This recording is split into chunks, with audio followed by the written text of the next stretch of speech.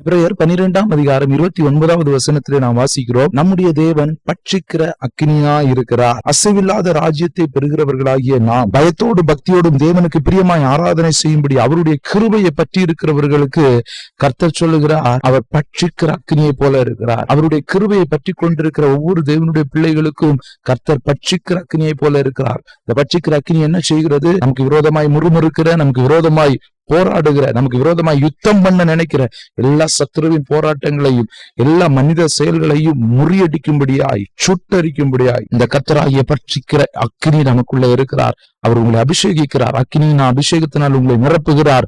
உங்களுக்கு விரோதமாய் எழும்புகிற போராட்டங்களை சுட்டரிக்கிறார்.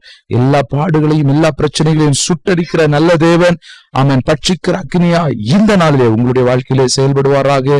கர்த்தருடைய சமூகத்திலே காத்திருங்கள். பட்சிக்கிற அக்கினியா இருக்கிற கர்த்தர் உங்களுடைய வாழ்க்கையை கொழுந்து விட்டு எரிய பண்ணுவார். மங்கி எரிகிற திரியை அணையாம இருக்கிறவர், மங்கி எரிகிற திரியை கொழுந்து விட்டு எரிய பண்ணுகிறவர். அவர் பட்சிக்கிற அக்கினியா இருக்கிறார். உங்களுடைய வாழ்க்கையிலே பட்சிக்கிற அக்கினியாய், அபிஷேக அக்கினியாய் உங்களோடு கூட இருந்து இந்த நாளிலே உங்களை வழி நடத்துவாராக. ஆமென்.